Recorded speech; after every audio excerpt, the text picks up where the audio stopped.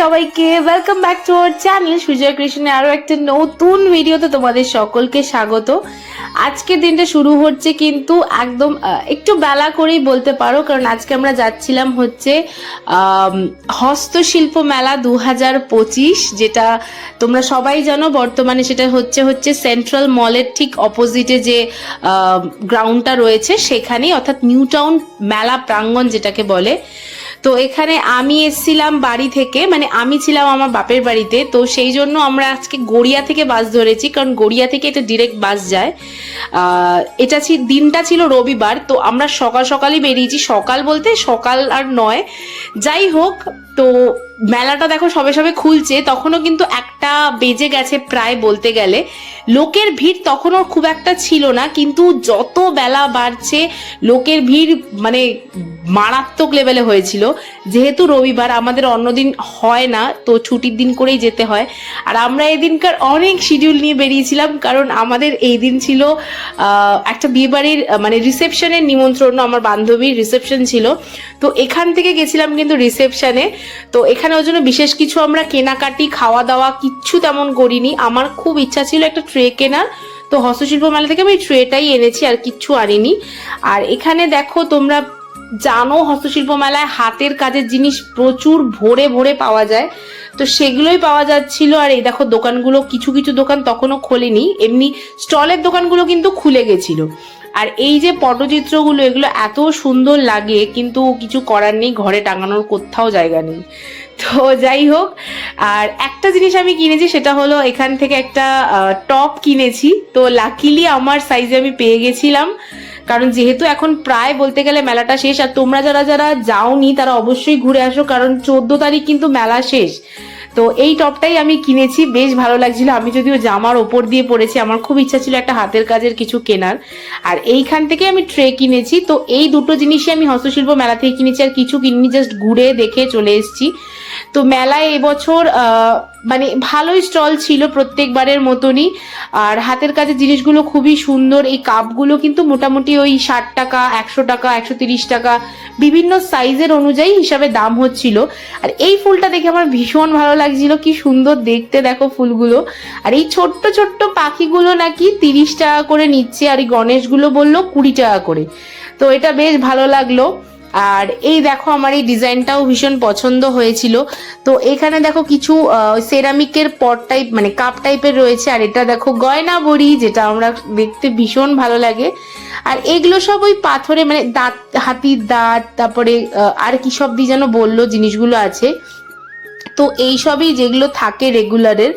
আর এই পটচিত্রগুলো দেখতে আমার ভীষণ ভালো লাগে। এটা না থালার ওপরে আঁকা, খুব সুন্দর লাগছিল জিনিসগুলো দেখতে। আর এবার যেটা বেশি দেখলাম সেটা হচ্ছে এই পটচিত্রের যে পাঞ্জাবি, কুর্তি, ওড়না, এগুলো আমার একটা ওড়না পছন্দ হয়েছিল, বাট শেষে আর নেওয়া হয়নি। তো যাই হোক, আর এই দেখো কি সুন্দর মাটির থালাবাটি সেট, বাট আমার আম্মা যেহেতু এগুলো বানাতো, তো আমার কাছে এগুলো আছে। আর এই গন্ডারগুলো আমার ভীষণ দেখে ভালো লেগেছিল, কিন্তু ছোট পিসি আমাকে একটা গন্ডার দিয়েছে, তো ওই জন্য আমি আর এগুলো দেখছি না। মানে আমার মোটামুটি সব কিছুই আছে, বাট তাও মেলা ঘুরতে এত ভালোবাসি, কি বলবো। এটা প্রত্যেকটা বাঙালির কাছে শীতকাল মানেই মোটামুটি মেলার সিজন শুরু হয়ে গেছে। হস্তশিল্প মেলা দিয়ে শুরু হয়েছে, বর্তমানে কিন্তু চলছে বিধাননগর মেলাও। যদি পারি অবশ্যই তোমাদের সাথে মানে শেয়ার করবো, মানে যদি আমি যেতে পারি। তো এই হলো ব্যাপার। এই মাটির খেলনাগুলো দেখে না খুব সুন্দর লাগছিল, কিন্তু এর আগে আমি মাটির খেলনাগুলো আরেকটু বেটার মানে কি বলবো, কোয়ালিটি বলবো না, মানে জিনিসগুলো ভালো ছিল, মুখ ঠুকগুলো আরো সুন্দর ছিল, প্রমিনেন্ট ছিল। এবার যেন কেমন একটা লাগলো আমার কাছে, তাই আমি এগুলোর দিকে আর অত ধ্যান দিইনি। যদিও আমার এগুলো সবই ছোট ছোট খেলনা আছে, কিন্তু এই টাইপের নেই।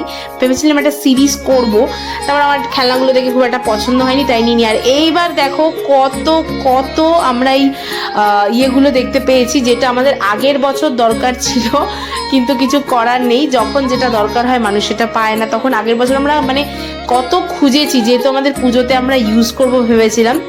তো যাই হোক, তালপাতার সেপাই দেখো এখানে এবার আমরা প্রচুর দেখতে পেয়ে গেছি, কিন্তু কিনিনি, সব আমরা দেখেই গেছি।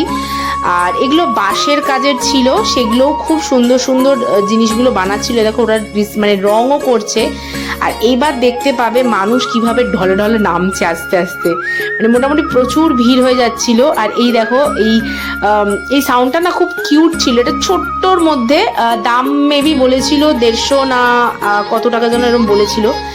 আমি একটু দেখছিলাম এখানে দাঁড়িয়ে দাঁড়িয়ে। আর এই দেখো এই রাধা কৃষ্ণটা কি সুন্দর লাগছে, এখানে কত সুন্দর করে এগুলোকে বানিয়েছে দেখো, মানে হাতের কাজের এত সুন্দর জিনিস যে বলার কথা নয়। আর এই জায়গাটা এসে আমার এবারে পুরুলিয়া ট্রিপের কথা মনে পড়ে গেল, সেই মুখোশ গ্রাম।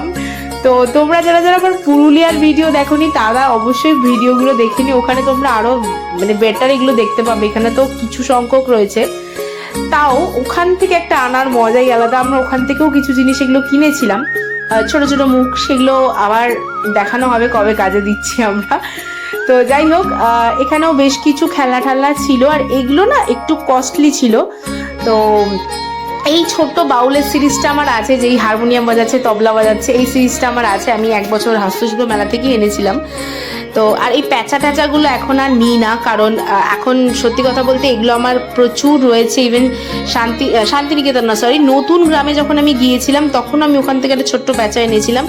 তো মেন যেটা লোকে আসে মেলাতে সেটা হচ্ছে এখন খাওয়ার স্টলে আসে। খাওয়ার স্টলে আমরা তড়িহড়ি করে গেছিলাম, বিকজ বেশি খেতে পারবো না, বিকজ বান্ধবীর রিসেপশন ছিল। তো এখান থেকে তাড়াতাড়ি বেরিয়ে আবার রিসেপশনের জন্য রেডি হয়ে বেরোতে হবে।